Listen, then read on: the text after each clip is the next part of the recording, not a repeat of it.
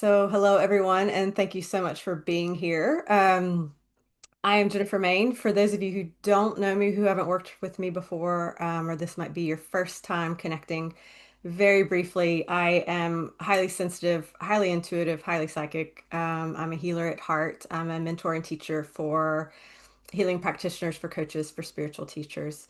And that's my dharma and my purpose and why I'm here. And basically, I've spent my lifetime understanding more deeply my own sensitivities, my own intuition, how to support my own nervous system in a world that is increasingly not as kind or forgiving for us who are wanting to live as humans in a more sensible, sacred way.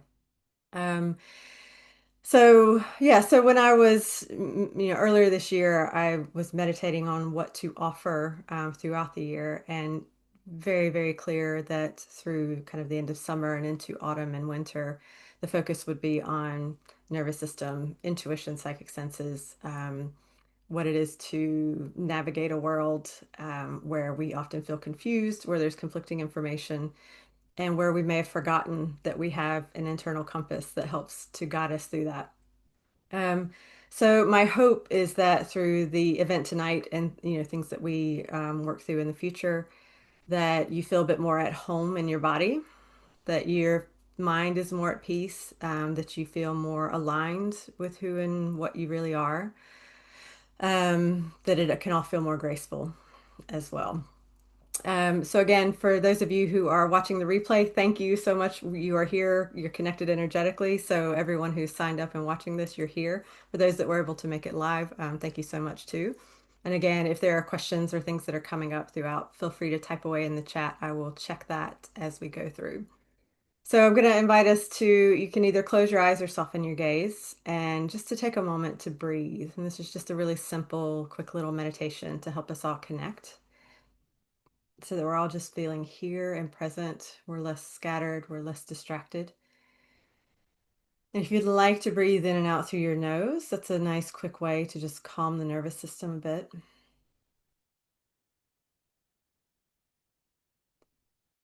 And if you can imagine, if there are parts of you that look or feel scattered, that feel separate, that are all over the place, far and wide, just imagine that all these pieces of you are returning. They're cleansed and cleared, they're integrating.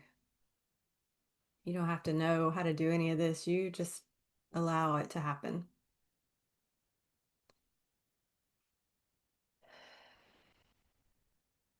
And notice that as you are returning to yourself, you feel a little stronger, you feel a little more at peace, more at ease. Your muscles can relax, your joints can soften. Anywhere you tend to hold tension in your body, you can just breathe into those parts of you.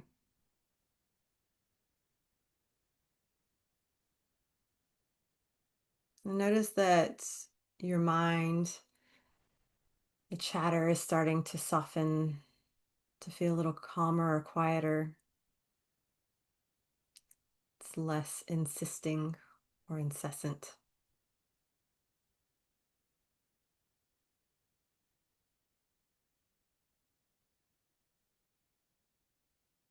Just notice, you may notice that your heart rate starts to slow a little bit.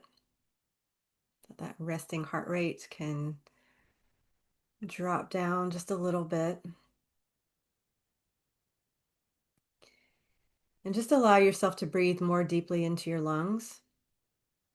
So you breathe in fully, nice cleansing, clear breath. And then as you breathe out, you're releasing that tension, that stress, that noise.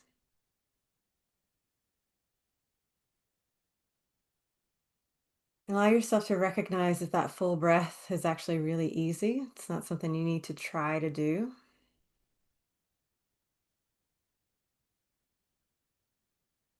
So any of this shallow breathing you've been stuck in, you can let that start to open up and change.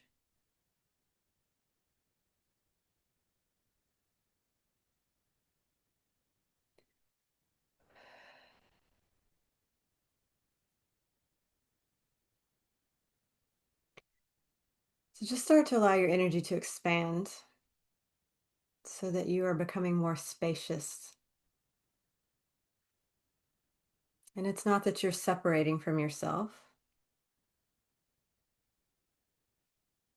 but you're actually returning to your natural state.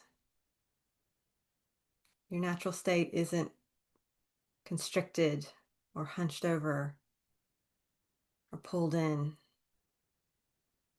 Your natural state is more spacious. You get to take up some space.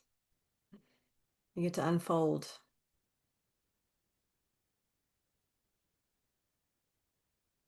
So even if you just get a sensation of that or a little bit of a picture, that's great.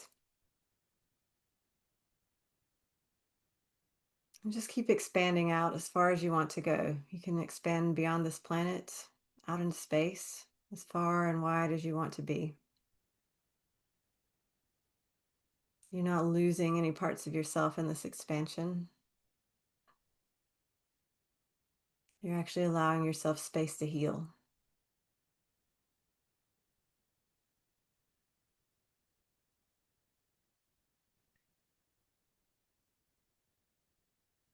Just breathe deep into that. And if you have any intentions for this evening, in terms of your own healing, your own clarity, your own understanding, anything you think would be useful or helpful for you, go ahead and declare that to the divine, to the universe, to your heart.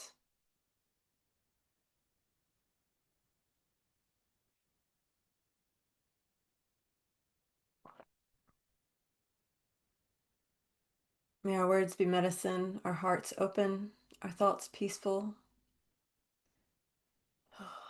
Words, poetry, and messages, medicine. Aho. So I'm just going to read a blessing to you if you want to sit with this for just one moment longer. And this is a blessing for a new home. But I'm going to invite you to imagine your new home as your body. Because so many of us feel like we're living outside of ourselves. We feel really disconnected from our physicality, or we want to be disconnected from our physicality for various reasons. So I'm gonna state this blessing for a new home. We're gonna apply this to our bodies. And again, just allow this energy to move through you. You can accept and receive whatever feels aligned. May this house, this body shelter your life. When you come in home here, may all the weight of the world fall from your shoulders. May your heart be tranquil here, blessed by peace the world cannot give. May this home, this body be a lucky place where the graces of life desires always find the pathway to your door. May nothing destructive ever cross your threshold. May this be a safe place full of understanding and acceptance, where you can be as you are without the need of any mask, pretense, or image. May this home be a place of discovery, where the possibilities that sleep in the clay of your soul can emerge to deepen and refine your vision for all that is yet to come to birth. May it be a house, a body of courage, where healing and growth are loved, where dignity and forgiveness prevail. A home where patience of spirit is prized and the sight of the destination is never lost, though the journey be difficult and slow. May there be great delight around this hearth. May it be a house of welcome for the broken and diminished. May you have the eyes to see that no visitor arrives without a gift and that no guest leaves without a blessing. Oh. So whenever you're ready, you can open your eyes and return back to the screen. And again, just to say a warm welcome and thank you, all of you who are here live or watching the recording. Yeah, so my intention for this evening was to give a really good introduction and overview of the nervous system, of our senses, both physical and intuitive, of our energetic bodies, and what our nervous system helps us to be and do within our physical body, but also our energetic selves. So, hopefully, for those of you who know a bit about this, there will be some new, at least, ideas or things to maybe look at, or some new points of view that are helpful or useful. So we'll also touch on things like difficulties, things that get in the way of you really being connected with your nervous system, of it feeling regulated, of you feeling at home in your body. We'll talk a little bit about some healthy boundaries, some things that you can put into place to help with that. And yeah, what you can do kind of moving forward that will hopefully um, help you move beyond the distractions and whether they're self-imposed or allowed by the world around you. Um, so that instead of going in circles, you feel like you can actually take some steps ahead.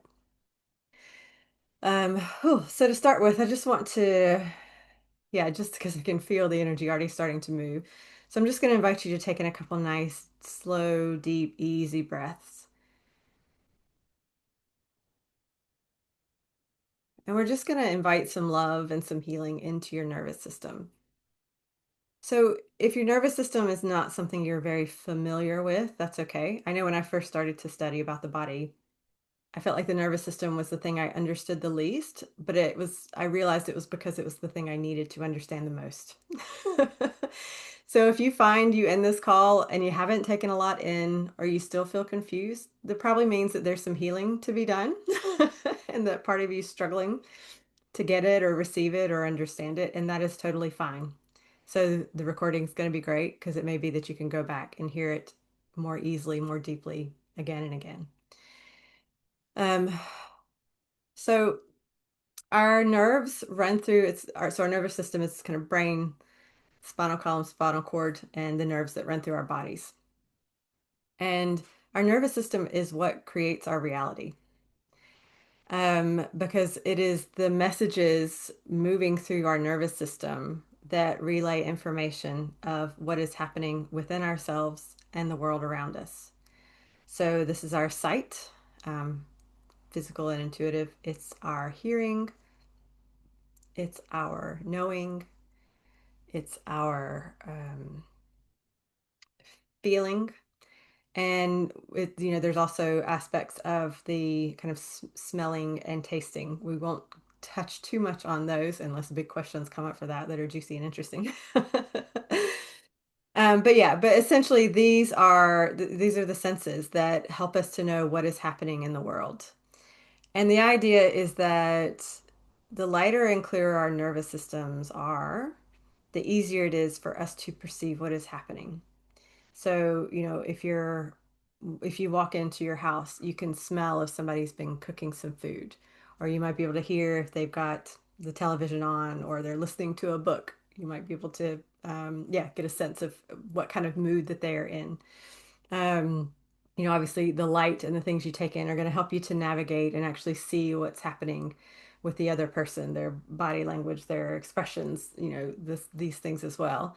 And also, to get a sense of how healthy the environment is around you, whether it is also light and clean and clear, whether it is also and it has a sense of order to it, a sense of rhyme or reason to it.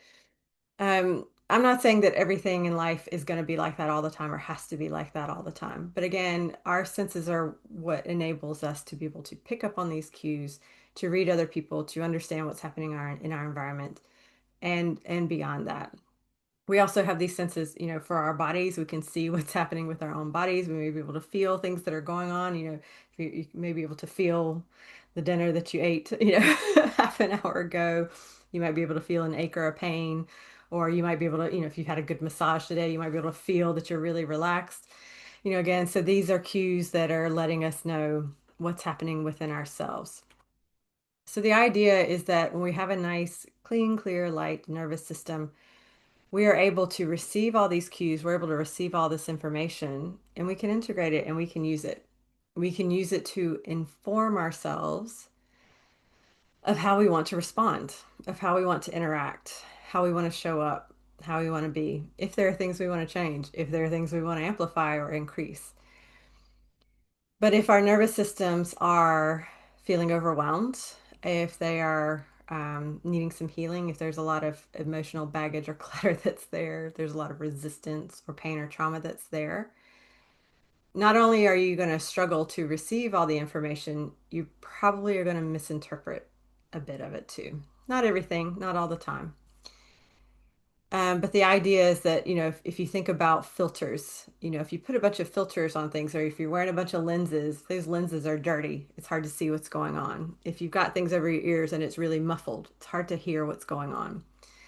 Um,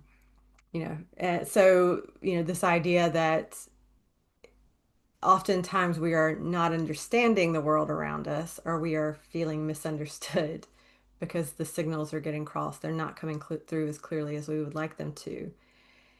And this has a massive impact on everything, really, like really, really everything.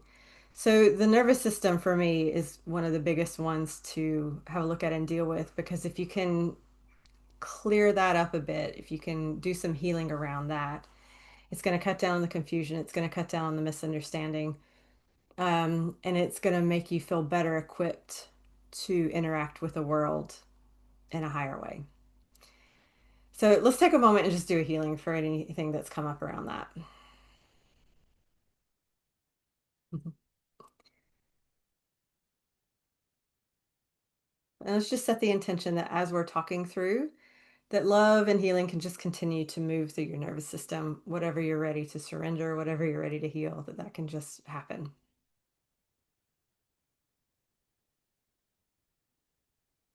So let's talk about sensitivities, and we're going to work our way back through the nervous system and into our interaction with the world.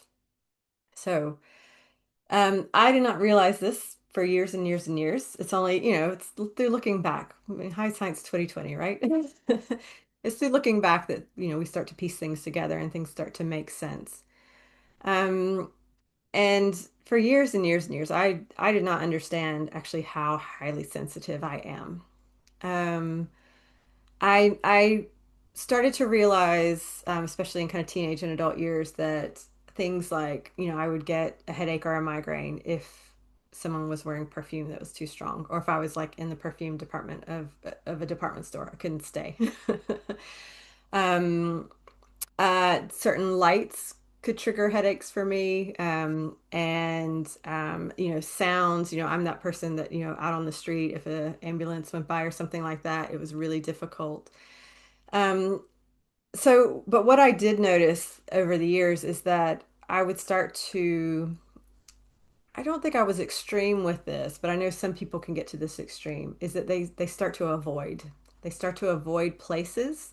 They start to avoid people. They start to avoid things that actually they might benefit from or might enjoy, but they feel like there's an overwhelm. There's too much information, there's too much noise, light, color, stuff, too much input, input, input, input. And what happens is that when people start to feel overwhelmed, they start to avoid. So just let that settle in for a moment. This idea that when we become overwhelmed, we start to avoid. Sometimes we can shut down, sometimes we can shy away. You may have different ways of phrasing this or looking at it, but you'll stop engaging with things that might be good for you or might be enjoyable or would be good for you to address and look at. So, an overwhelmed nervous system, especially in someone who is highly sensitive, can really easily lead to avoidance. So, and then what will happen as well is that people will recognize, oh, it's not just the crowds I'm feeling overwhelmed in now. I'm starting to feel overwhelmed in my home. I'm starting to feel overwhelmed at work. I'm starting to feel overwhelmed um, having conversations with my friends. I'm starting to feel overwhelmed looking at, my desk and what I need to get done. I'm feeling overwhelmed with the thought of traveling across town, these things. And so the overwhelm gets louder and louder, and then people start to avoid more and more and more. And here's the thing, the more you start to avoid, the more you start to cut things out in a way of overcorrecting. Um, the worse things become for you. So, we're going to make a distinction. We're going to talk more about healthy boundaries. I'm not talking about setting healthy boundaries because that will make you better. We'll get to that in a few minutes. What I'm talking about is when you start to avoid life, when you start to avoid the important people around you, when you start to avoid experiences that could be nourishing and nurturing and really cool. And the reality is that especially for people who are highly sensitive, there's just a better chance of that happening because you're a little more tuned into what's going on, whether you want to or not. And you're reacting more to what is going on around you. And I know that, and again, I'm speaking as someone who is highly sensitive and who struggled with it for years. It was really difficult for me to kind of figure out and work through. So this is not something I say kind of flippantly, or it's something that you just are going to get over tomorrow and that's it. I mean, you could. I'm not going to say no. I'm open for that. But it's also recognizing maybe the journey to understanding yourself more. And that's really what this is about. So the destination might be feeling really comfortable at home in any setting or scenario, but there's a journey to get there. And that journey will involve you being honest with yourself and understanding yourself more deeply and why things feel difficult for you, why certain sensations, why certain smells or lights or colors or, whatever that is, whatever you are connecting with that sense of overwhelm, why is it so loud within you? Oh, so let's do a healing for that. So, with your sensitivity, it's not a problem. It's not a bad thing. I know that people get told all the time. I have so many clients come to me, they're like, all my childhood, all my life, I've been told I'm too sensitive, or I feel like I'm too sensitive. Um, and that too sensitive is the judgment. That's the difficulty. That's the problem. And again, I can understand where if you're associating sensitivity with overwhelm, with pain, with trauma, with difficulties, I can understand that connection of too much. But the reality is that your capacity to be sensitive is directly linked to your capacity to be intuitive and psychic, and directly linked to your capacity to interact with and understand truth in the world. So just sit with that for a moment. Let that move through you.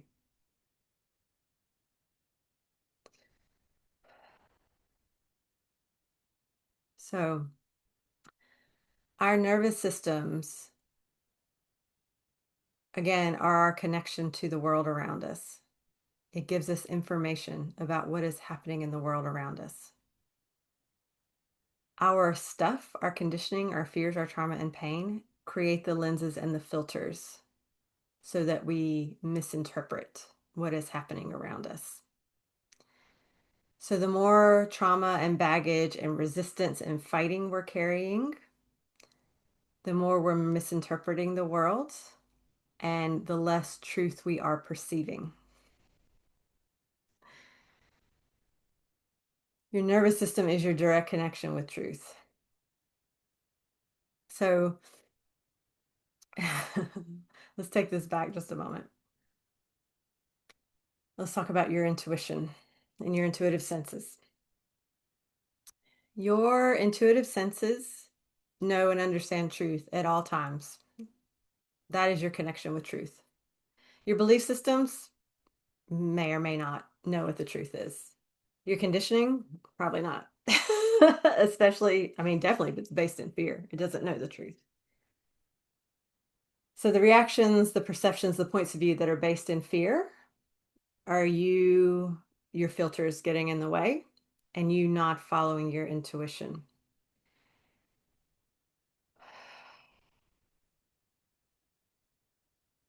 And this is from the accumulation of trauma and pain and suffering that you are hanging on to. Now, we will hang on to pain and suffering if we think it serves us, if it's become a big part of our identity and we feel like we're too afraid to lose our identity.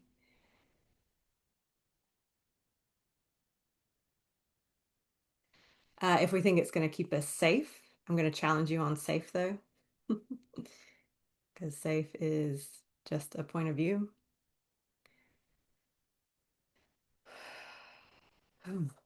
Big stuff clearing here. Just keep allowing it. So your sensitivity is not the problem. It's your trauma, your pain, and your suffering that you're carrying around with you as baggage. It's the layers of armor that are weighing you down that are getting in the way of you being able to see and hear and know what's actually going on. It's the ways you're cutting yourself off emotionally, energetically, psychically, spiritually, physically. All the ways you cut yourself off from the world because you're too sensitive is cutting you off from really understanding what's happening and from exploring something new. Because the more you hide away, the less you're going to understand because you're not having an experience to do things differently, to see it from a new point of view, to show that things have changed, that you've grown, that you can approach it differently. You're not getting to flex those muscles. You're not getting to use them. So people think that they're too sensitive and too weak to handle the world around them, and it's not true. It's just you're not using the muscles that you've got, or you're not developing the muscles that are going to help you do it. So I'm going to read this to you, um, or part of this. I'm not going to read the whole thing. And I want to talk to you briefly about the difference between being robust and being resilient. So this is from Constellations by David White. I'm just going to read you a little bit of what he said on robustness, because it feels, and again, just allow this to kind of move through you. So robustness is a word denoting health, psychological or physical. It's the ability to meet the world with vigor and impact. Just feel into that possibility for a moment.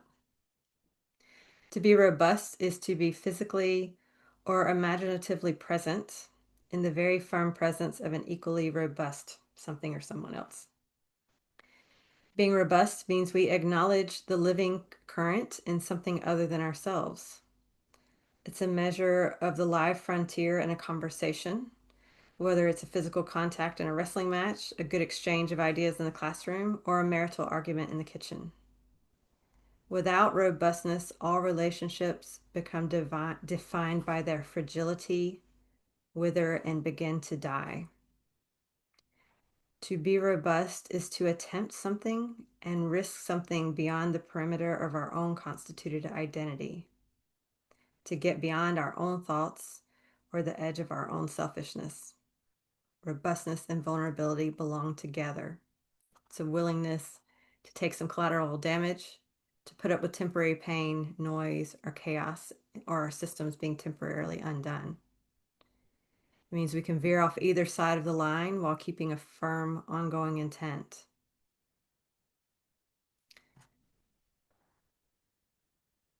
So we are seeking robustness. We are expecting our nervous systems, our bodies, our minds to be robust, but we're not allowing ourselves to be vulnerable enough to work to that.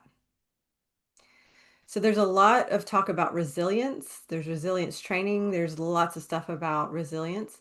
Resilience is your ability to bounce back. So we need both of these. You've got to have them both. But what are you bouncing back to if you're not allowing yourself to go through the challenges of being challenged? You know, when you think about building muscle, whether that's in a weight room in a gym, through a class, just through walking or, your own movements, what happens with muscle is you lift something heavier and your muscles break down, they bleed, and then they grow back stronger. So there's a resilience in the muscles that leads to a robustness, to a stronger being, to a stronger core of being.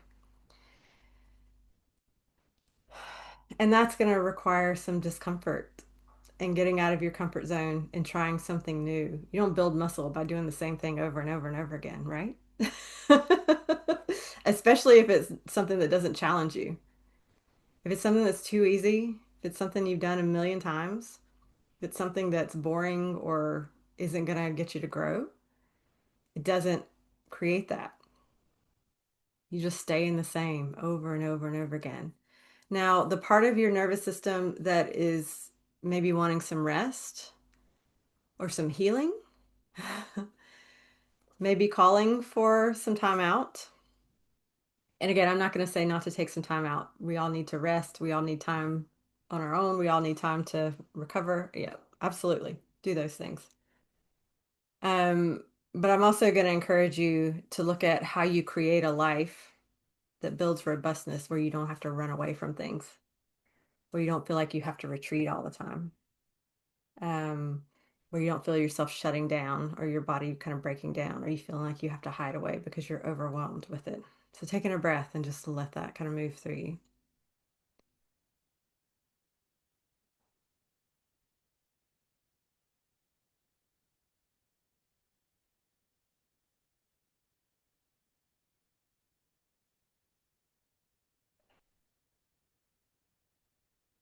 Yes. Tracy, thank you for that comment. We're going to talk through that. Perfect. So, yeah, let's talk about the trauma responses when our nervous systems feel overwhelmed. So, what usually happens with people, and this is across the board, this is a human thing. So, this, I'm not just talking to you, Tracy, I'm talking to everyone. um, what happens is when we feel overwhelmed or we don't feel capable or able, we'll avoid and we'll hide away and we won't address it and we'll just let it sit. And that will, those wounds, those things that we're hiding away from will just fester and grow and they'll get louder and stronger until we have to respond. And usually what happens then is an overcorrection. And again, superhuman nature to go swing from one extreme to the other. And it's because part of us has gone, okay, I can't do this anymore. This isn't good for me or anyone else. I need to change it up. But we maybe go a little too far. So a lot of times what happens is we'll feel really sad and upset about something. And then anger kicks in because anger wants you to take action. But instead of saying what's the healthy response, we just go with the anger and just burn down whatever's going on there. Yeah, so it becomes this really interesting dynamic of looking at what would it be like if I could address what's going on internally, if I could understand what my body is saying to me, what my heart is saying to me, what my higher self is saying to me, and began to respond before it gets so bad that I overcorrect or that I get sick or that I get so fed up I can't stand it anymore or that I am too fatigued to address it or whatever the response is, physical, emotional or energetic.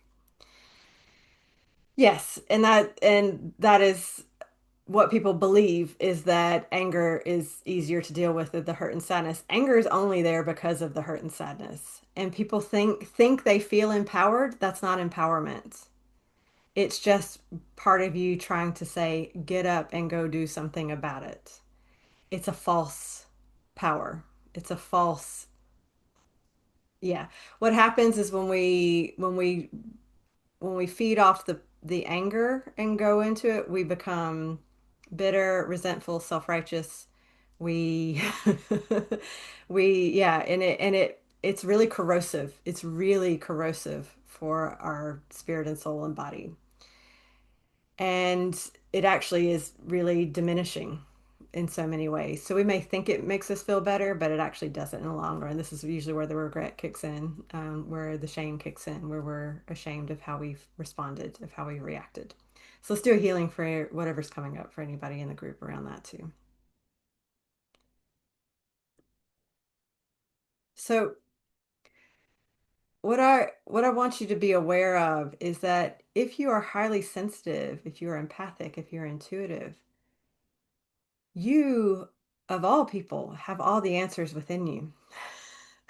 They're accessible. You can feel them, you can see them, you can know them. They're within reach. They're probably right. I mean, sometimes we like to try to bury that stuff deep. We like to try to push it down and push it away. But for highly sensitive people, the answers are there. You've got it within you. You can, and I know that the conditioning, what we try to hide away from, what we try to push away, makes us think we don't know. That's the story we tell ourselves. It is just a story. It's just a story. It's not true. Every answer you're seeking, you already know. It's already within you. It's whether you're willing to witness it or not. Every truth of the world is there for you. It's whether you're willing to bear witness to it. What my words of encouragement are, the more you condition yourself to facing truth, the easier it becomes to just live with it. And I know because I can hear a number of you going, truth is painful, truth is hurtful. It's not. Truth is just truth. We assign feelings and definitions and projections. We project stuff onto truth. It's not what truth is. Truth is actually very neutral. It's based in love. It just is what it is. It's when we fight it, it's when we run from it, is when we try to force it to be different. That's when we suffer. That's the only time we suffer. The more confused you are, the more in pain you are, the more you're suffering right now on any level, the more you're fighting yourself in truth. The more you are adding to the clutter of your nervous system, the more you're fighting the true alignment of who and what you really are. And it becomes really interesting when you start to try to kind of pick some of this apart because it feels very circular. It's kind of that what comes first, the chicken or the egg?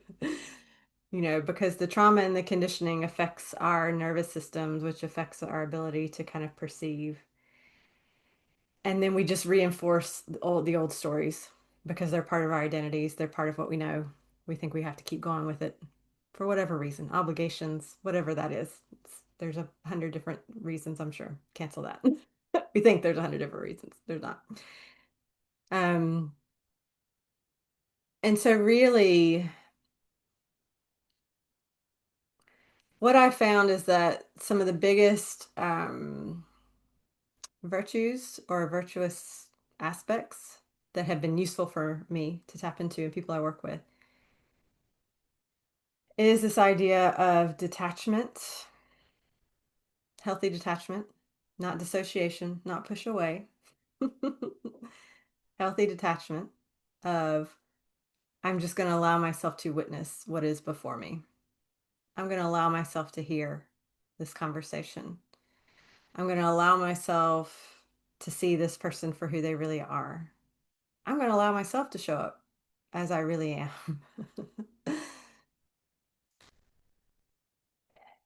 And detachment will heal your nervous system because you're no longer fixed on a person being a certain way, the world showing up in a certain way, on you having to be a certain role or identity or anything like that. So when you really start to surrender these attachments, your nervous system will just heal. And there's all this stuff out there around like you have to regulate your nervous system. I'm going to flip that a bit. You don't regulate your nervous system.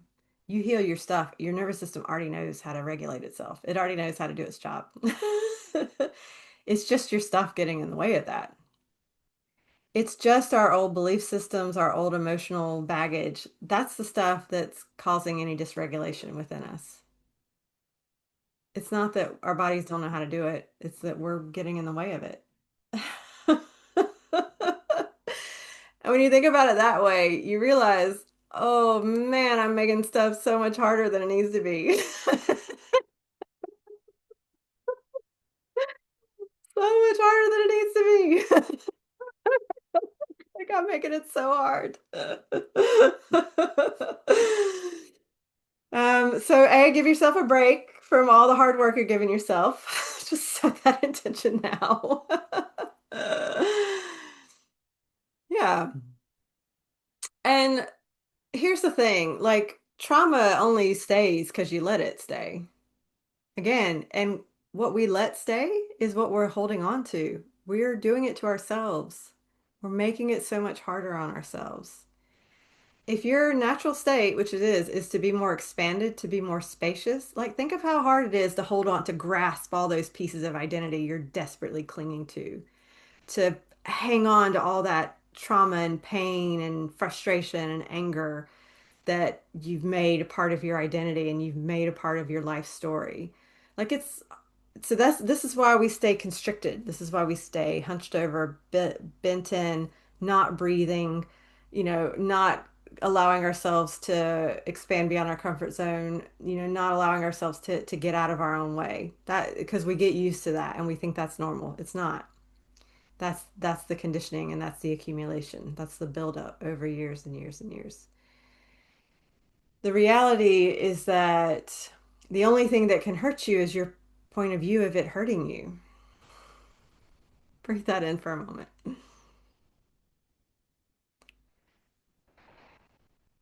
The only things that hurt us are the things that we think can hurt us and that we allow to hurt us.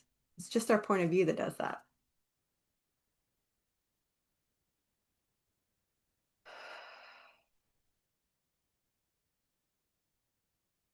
Take a breath and allow this healing to move through your nervous system. And just allow some of these layers to shed. Allow some of these attachments to go, finish, change, whatever.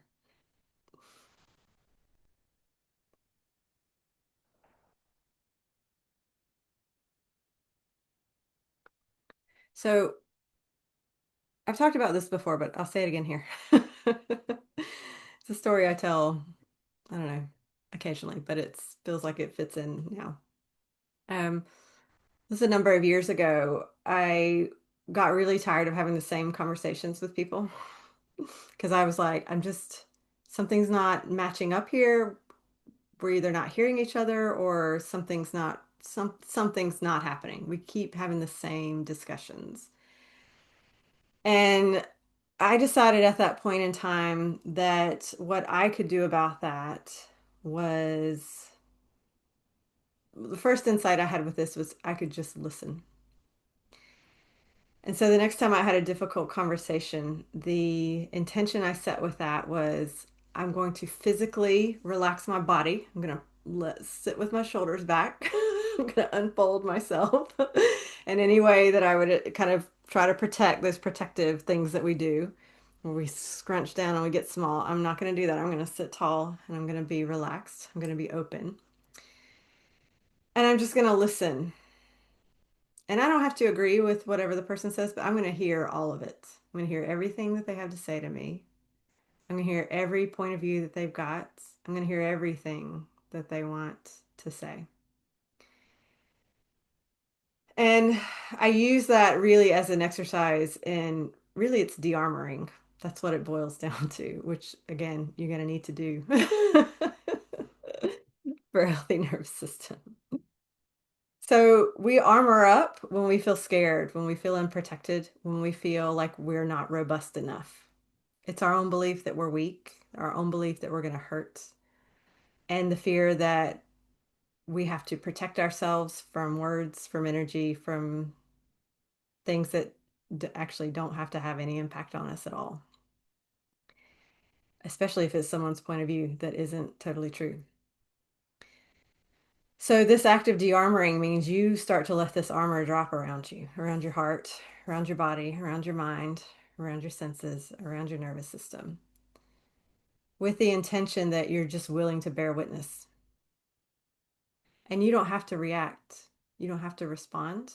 There's no responsibility or obligation for you to be a certain way, for you to do a certain thing. Because when you armor up, you take on a role of this is now who I am and this is how I respond to this.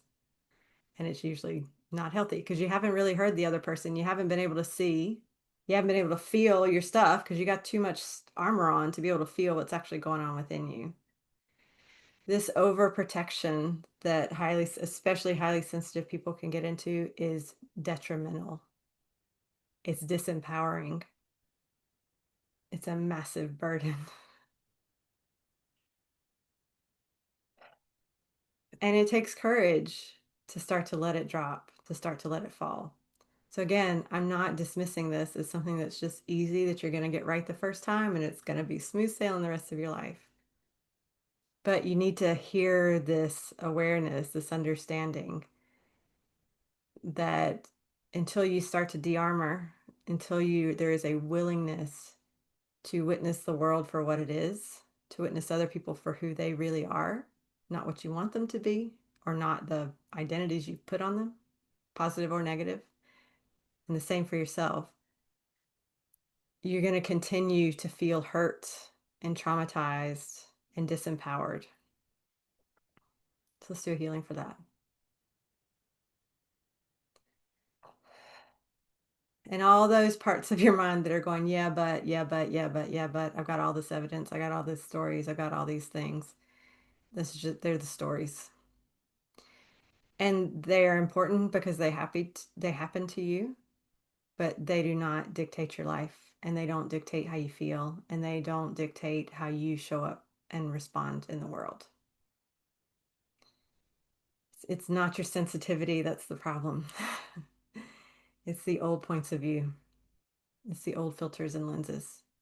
It's the armor that you're wearing that you think is protecting you, but is actually making everything worse. So breathe into that.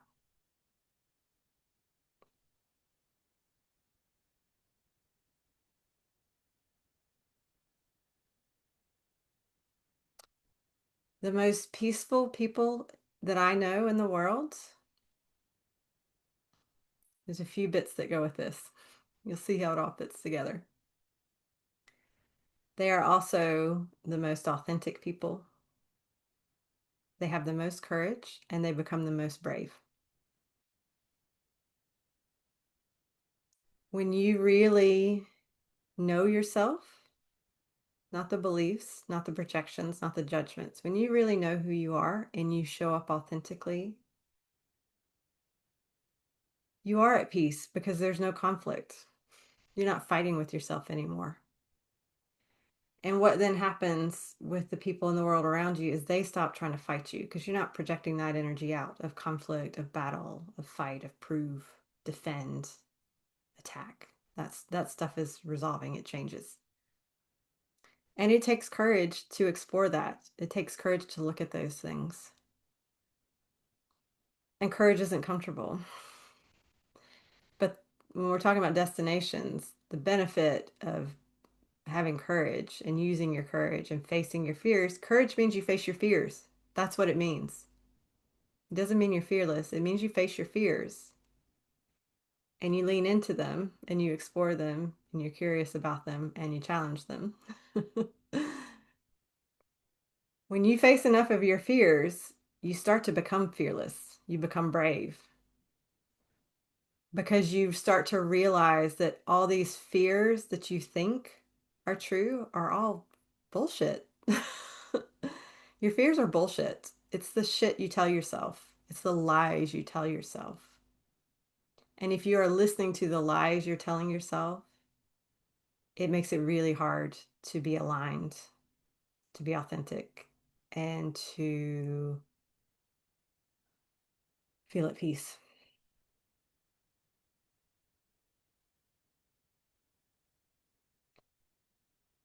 And your comfort zone may just be to listen to those fears and stay in your little bubble. Here's what I would give you though as a maybe another way to look at this. Life is interesting, it's complex. It's not always going to be easy. Like even when things are good, there's still stuff you're working through and figuring out. And things might seem hard, but you get to choose your hard. You get to choose, is my life hard because I'm hiding away from the things that are good for me? Am I hiding away from expanding my comfort zone? Am I hiding away from challenging myself into doing something really good for myself? Is that why it's hard? Because it's creating suffering? Or is it hard because I am challenging myself and I'm growing and I'm learning something new and I'm having to stretch and try new things, expand my mind, expand my inner circle, expand that comfort zone? I mean, you can feel the difference in those two, right?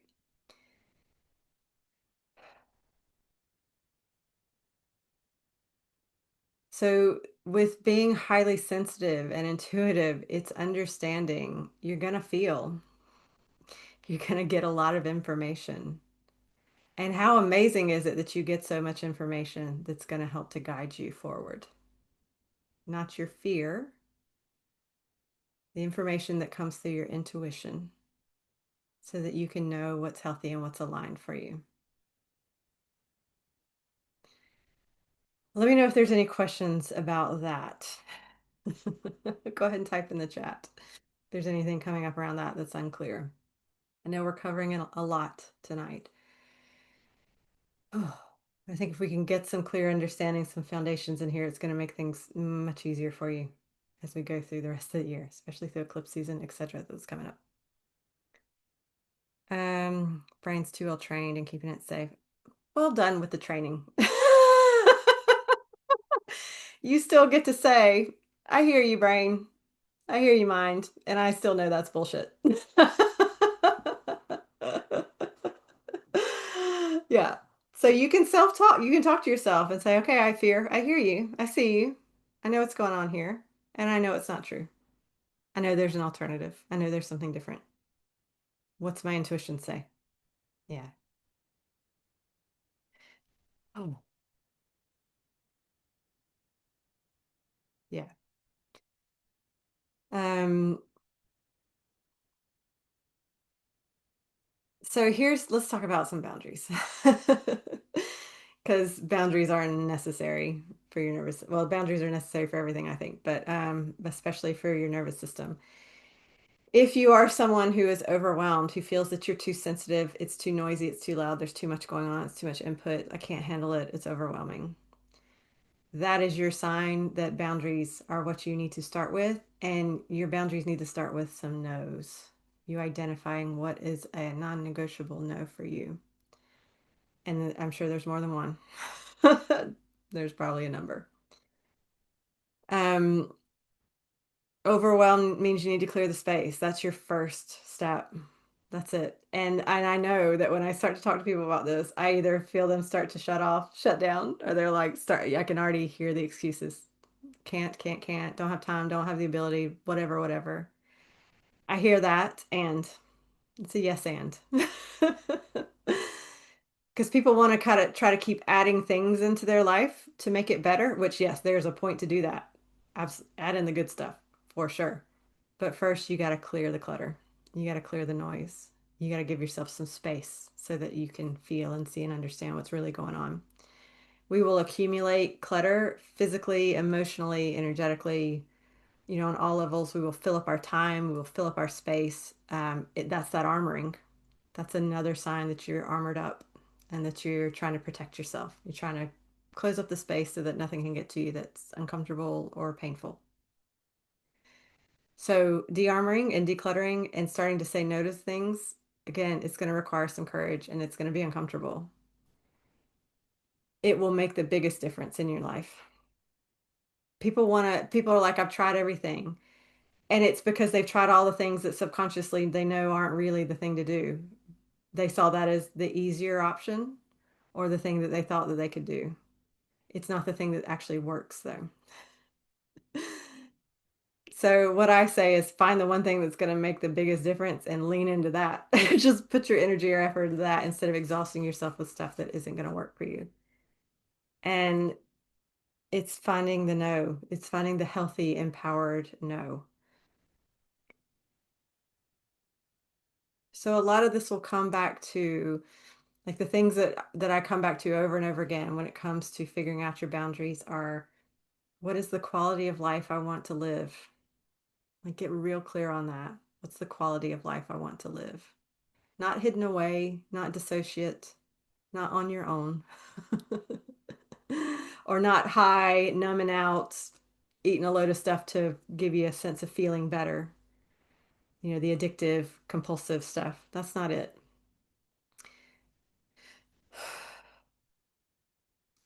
But what do I want the quality of my life to be like? What do I want the quality of my relationships to be like? How do I want to spend my time? What do I actually want to be doing with my time? What do I want to be experiencing in my life? And when you can start to strip back to the qualities inherent in those things, you're onto something. Because you can, like, I've talked about this before. Like, one of my big things is like live music, live theater.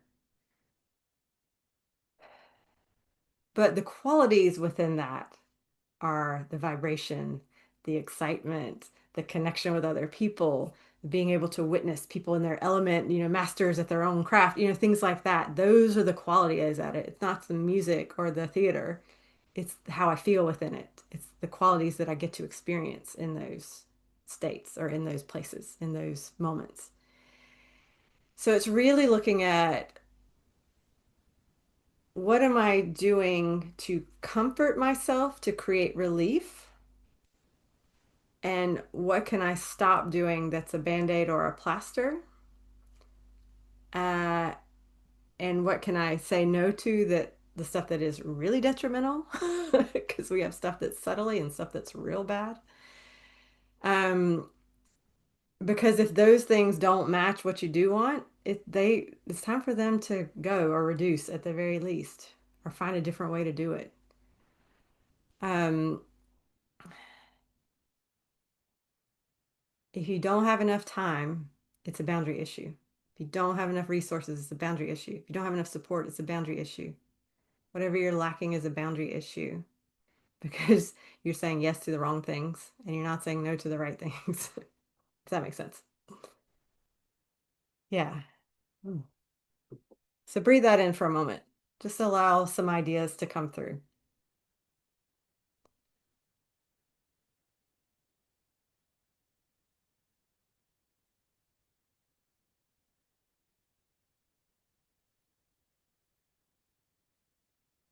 Yeah. So the things that happen in life that are painful, that are difficult, being challenged, being bulldozed, all of these things, they are helping us to get clear on what we are no longer willing to do anymore. Not to get you angry, but to get you into integrity, to get you to honor and respect yourself. Yeah. And yes, and again, so much of these responses comes from us as little kids, from our family stuff, from our past, our history. That's the story we're working beyond. Because you're not that, none of us are those little girls and little boys anymore. That's not who we are. So here's what I'll say. Sometimes it's a conversation. Yeah. Sometimes it is a conversation with a person to talk through things, to set some boundaries, to establish those. What I will guarantee is that the more you understand it first, and the more you start to say no to the things that don't fit that and say yes to the things that do, your energy changes. And so your vibration changes, and what you invite in and what you signal for changes. So the world around you changes because it's responding to you differently. So, but it starts with you first.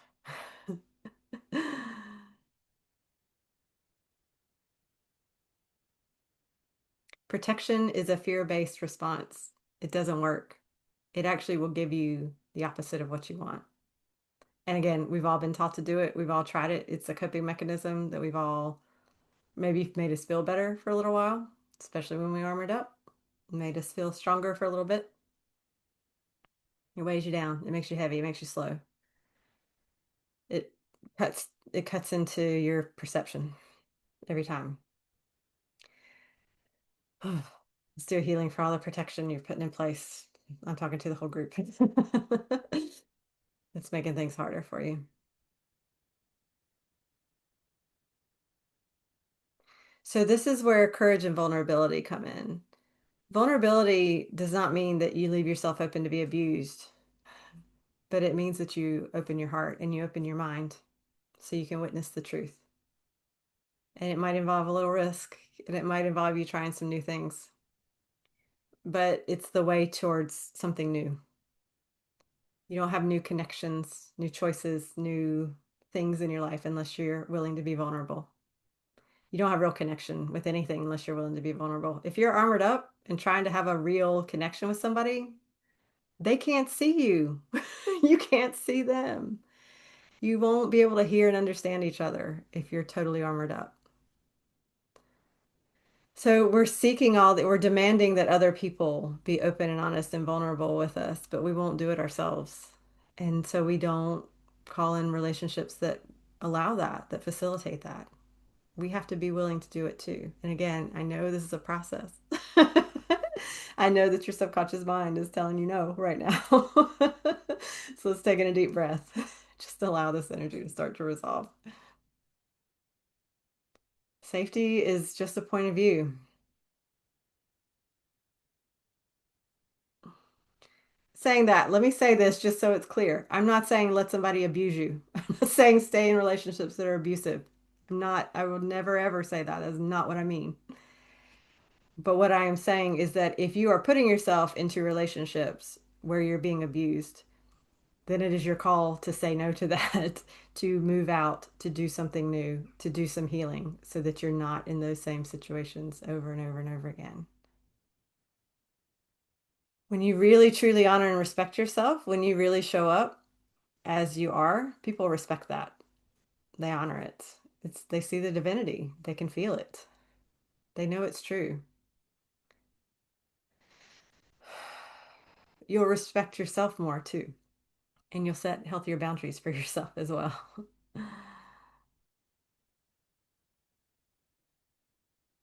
Yeah, so the again, that people pleaser, that old conditioning is just old stuff. It's just old stories. If you're willing to relinquish the attachments to those identities, it just becomes so much easier. Yeah, you could be that you were a people pleaser. That's fine. You don't need to be anymore. What's the saying? I was a people pleaser and it pleased no one. It's true. Nobody's really pleased when you're a people pleaser. They're not happy with it because they know it's not healthy. On some level, they're not happy with it because they know it's not healthy. It's detrimental for everyone. It is kind and compassionate to have healthy boundaries and to say no when it's appropriate.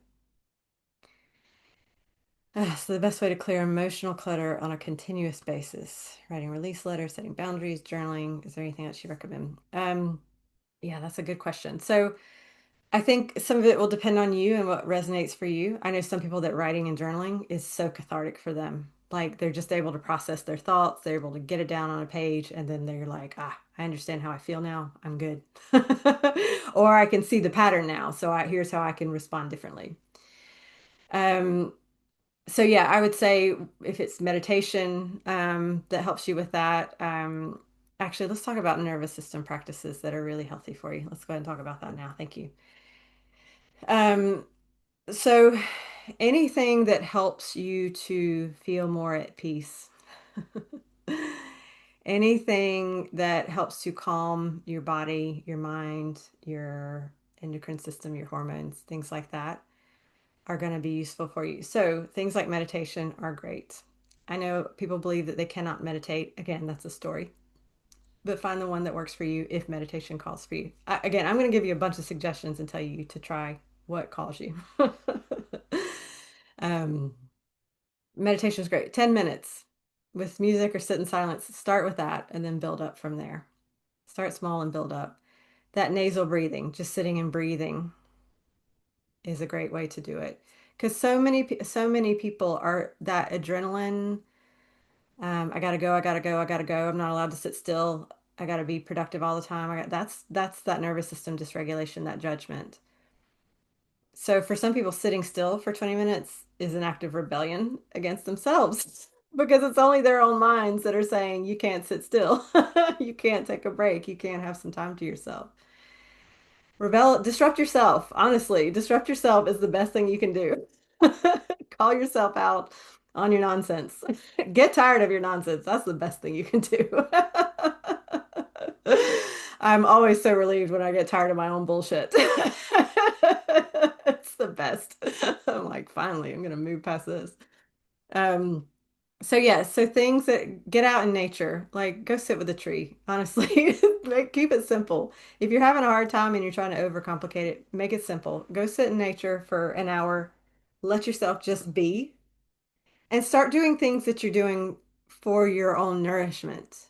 Reading books that you just love to read, not brain rot stuff that's gonna like make you feel worse about yourself or is a pure distraction dopamine dump. But also, I'm not telling you to just read textbooks and meditation books or whatever all the time. But read stuff that do the things that nourish you. That is what is going to help you with all of this because the reality is that Until you start to show up differently, even for you, just for yourself, you'll keep repeating the same patterns. You'll keep recreating the same trauma. You'll keep doing the same stuff over and over and over again. So I've seen this so many times where people are like, I've worked on this, I've worked on this, I've cleared this, I've worked on this, but they haven't changed the behavior. So they just keep re-traumatizing themselves because they haven't changed the behavior. So like you can spend years and years and years just maintaining and keeping yourself at a base level of kind of making it, or you can do less healing and just change the behaviors, change some of the points of view, change some of the motivation for you doing these things. It's an internal thing.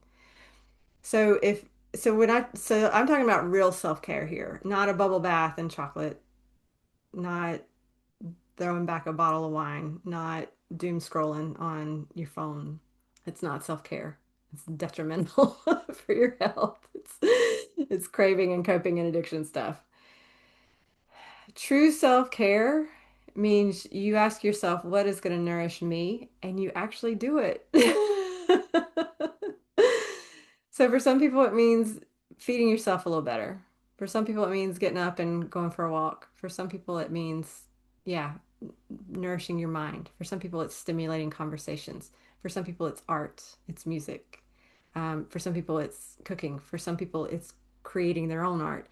For some people, it's, I don't know, it's whatever that is. You know, all of you know what actually nourishes you. It's when you don't do that, that's where your boundaries are lacking, and that's where you are damaging yourself. That's where you're listening to the old patterns. That's where you're sticking with yeah, just that noise in your head. And it is just noise. The less you listen to it, the quieter it gets, by the way. Yeah, you take the power away from it or the perceived power it has. It's just loud noise. When you stop following it, it gets quieter because you retrain yourself. So when you start doing better for yourself and when you understand the motivations for what you're doing, and change the things that are unhealthy and really get clear on the quality of life you want to have, not from a state of avoidance or overwhelm, not because I'm tired of people and I can't be dealing with this anymore, not because fuck it, I'm just going to eat ice cream all night long and I'm going to feel like shit, but I'm going to do it anyway because it's going to give me 5 minutes of a dopamine rush or whatever that is for you. That's not self-care. That just perpetuates, it's you're abusing yourself in that. That just perpetuates the difficulties in the nervous system. So when you really start listening to your own intuition, to your own body, when you really start to pay attention and say, I'm going to choose that instead, I think that's the best way to heal your nervous system when you show up differently.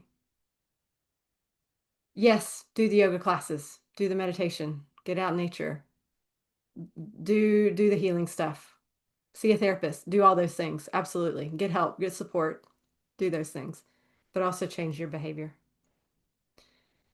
Oh, let's do healing for that too.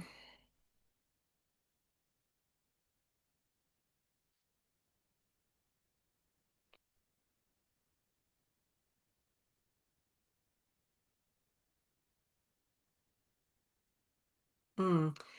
So if there are health issues that are creating difficulties like with getting out, with exercising, walking, things like that, I would spend some time talking directly to your body about what your body's calling out for, because your body's needing something from you.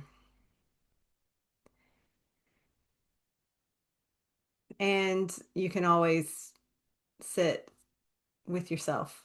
Even if you have nothing else, you can sit with yourself and listen to your body. You can listen to your emotions. You can tune into what's going on within. Um, but I would say keep asking what's the message here? What is it that I'm needing to see or hear here? What have I been missing before? That might be a good clarifying question. What have I been missing before that would be helpful or useful? Um, and also, for those of you that are hyper independents, asking for some help or some support might be a good way to set some new boundaries. Allowing something to help you.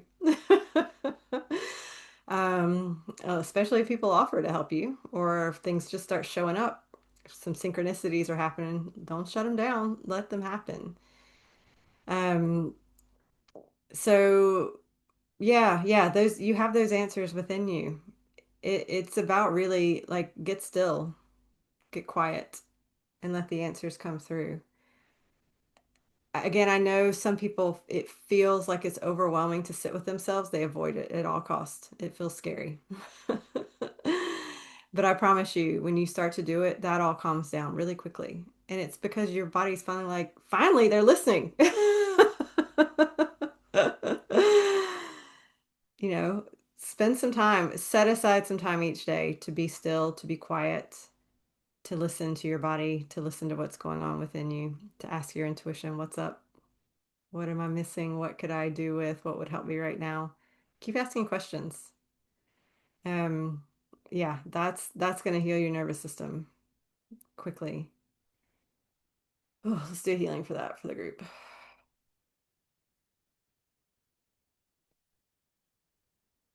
The thing you think you're afraid of is actually not that scary. You've It's been built up in your mind to be scarier and bigger than it is. You're actually fine. Let's do a healing for all the scary.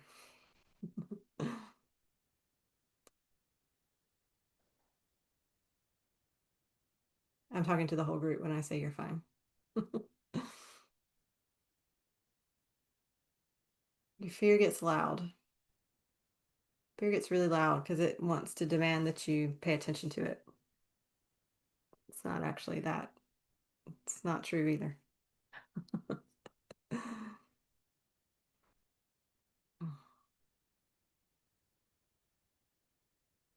Oh yeah.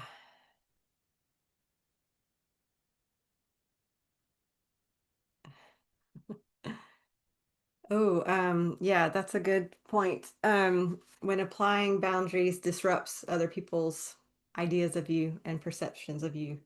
Good. Keep it going.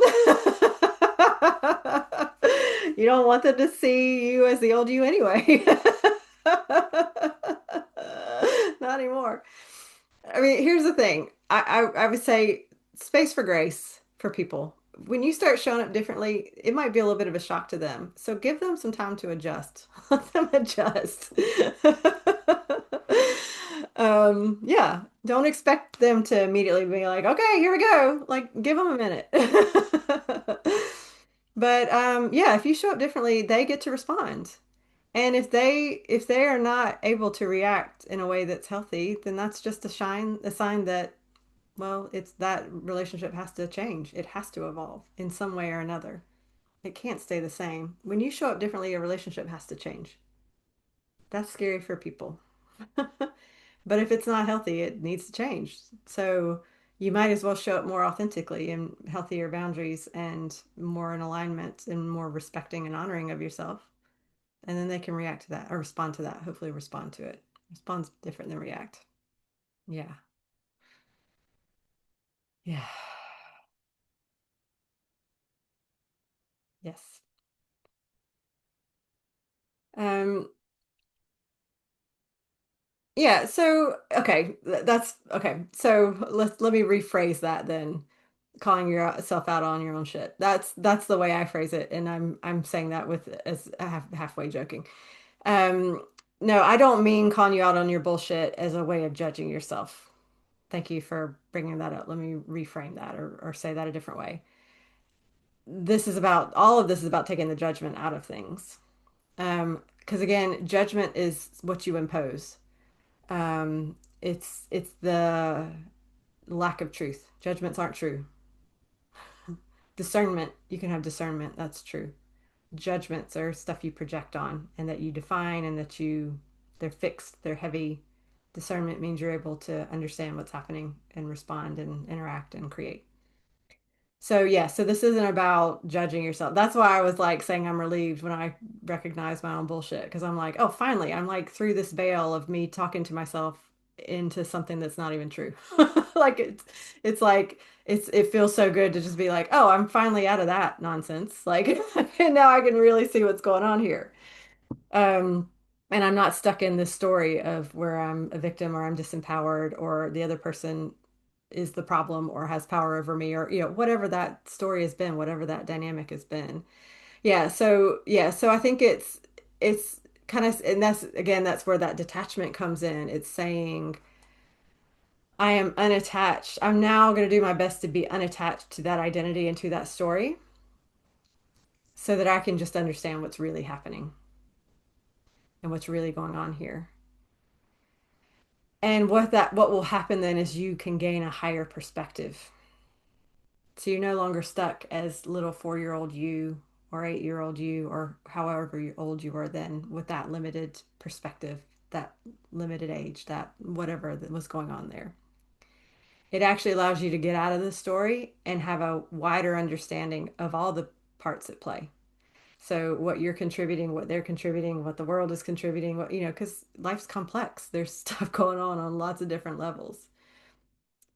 When you get out of the judgment, when you stop getting caught seduced into listening to these old stories and playing the old stories over and over and over again, then you can step back and step higher and say, ah, I get it now. And that's when the trauma resolves. That's when the pain resolves. That's when the fear goes. Because you understand where you are in all of it. You're not a victim to it. You can change it. So hopefully that is a clearer way to say it. And apologies if I didn't state that very well before. So let's do a healing for all that.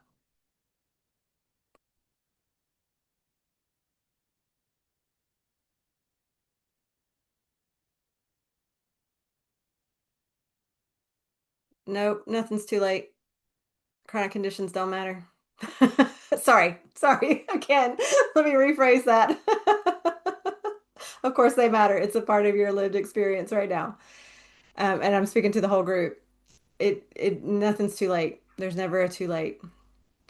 Um, People heal and move beyond all kinds of things, and serious and chronic and critical and all kinds of things. There's nothing that's ever too late. That's a belief. Um, yeah, too much. There's never too much. It can change. Yeah, it can all change. Um, Oh, like that's an interesting point, Kristen. Synchronicity is ripe in my life, but sharing a task with another is very sporadic.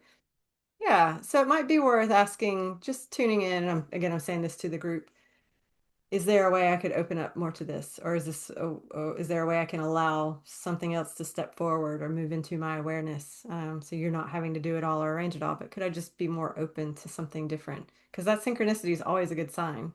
Synchronicity is great for alignment. So it might just be, the question of, is it about me maybe opening up just a little bit more, or I don't know, reaching out to people or allowing this, or yeah, just again tuning into your intuition. But that's a cool yeah, thing to recognize. Yeah, you're on the right track. Just keep going. Yeah, yeah. Let Them by Mel Robbins. Let them. Yeah, just let them. Judging yourself, but now compassionate. Good. Yeah, so and again, this is for the group, if the answers don't come immediately, just spend some more time. Also, I find sometimes asking different questions is useful. If I don't get a clear answer, sometimes asking a different question is good. So it might just be sitting and asking a few different questions and seeing what comes up and how you feel within all of that.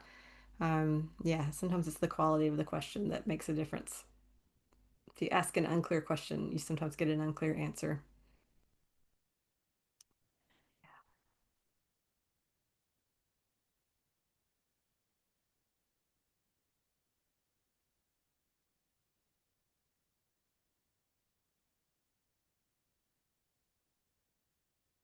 Hmm. Right. Oh, there's big stuff in here. Yes, good, good, good. Awesome. Oh, so I want to take just the last couple minutes and do just a little bit of a really short meditation healing. And then I'm gonna really briefly touch on what I'm doing over the next couple months. But I pulled this card and it felt perfect. Of course, the cards are always great. And actually, I haven't pulled this card before. I've had this deck for ages and I haven't seen this one. So this is the antimony card, which is about wildness, fierceness, and hunger. So it says, in medieval times, antimony became known as the gray wolf of alchemy. This is due to the metalloid's unpredictable qualities and its ability to eat away at materials in the laboratory. Gold is one of the few materials to withstand contact with it. For these reasons, this card must be read with delicacy. On one hand, it represents the wild and free spirit that longs to express itself in the world. On the other hand, it represents a fierceness that can turn destructive or corrosive at the drop of a hat. So, again, that's that extreme. The message here is clear. Channel the gray wolf's energy towards creativity. Challenge it to come out from the shadows and express itself. Embark on the creative project or adventure that's calling you, rather than focusing on why you can't. I'm going to say that again. Embark on the creative project or adventure that's calling you, rather than focusing on why you can't. Once you begin, don't quit. The gray wolf responds to respect, not repression. How perfect is that with what we've talked about tonight? How good is it? And it says, like many of the alchemy cards, the gray wolf can most easily be felt through the laboratory of the human body. Dance, run, share, breathe. So again, it doesn't have to be any difficult or hard. Breathing can do it. Another interpretation of this is like something that's eating away or wearing away at the situation or person, with this possibility open to deeper revelation. Yeah. So again, the answers are within you. This is really about you. You stop repressing yourself. You stop hiding away. You stop avoiding as a protective mechanism. You stop you stop armoring up. And then you start to choose what feels healthy, what does feel aligned, what does feel good. Your nervous system will heal itself. Your body will heal itself. We like to overcomplicate things. We do. So yeah, start to say no to the things that are dragging you down, eating up your energy, eating up your time.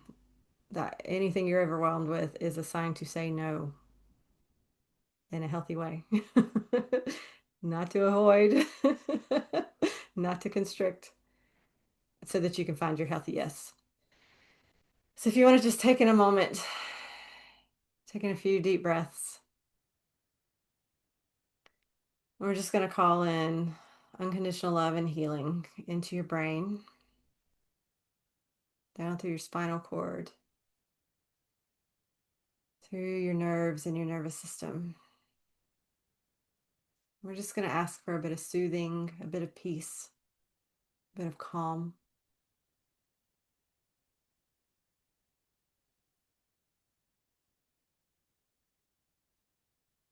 And anything that's creating noise or chaos, any old pain or trauma or suffering that you're ready to surrender, we're just going to ask that that resolves and heals now.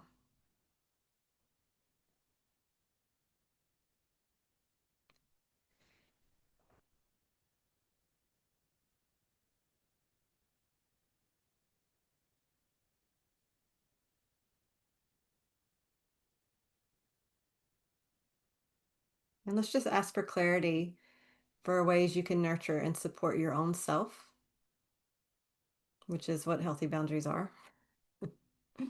Those choices you can make, those actions that you can take, small or large, that are going to be what actually makes the difference for you. No more distracting yourself with stuff that doesn't actually work for you.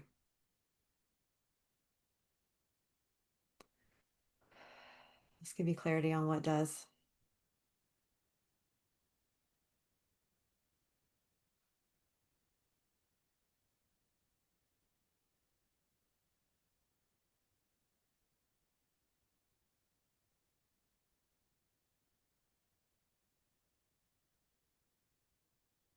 Just taking a couple deep breaths and just allow yourself to just sit for another moment.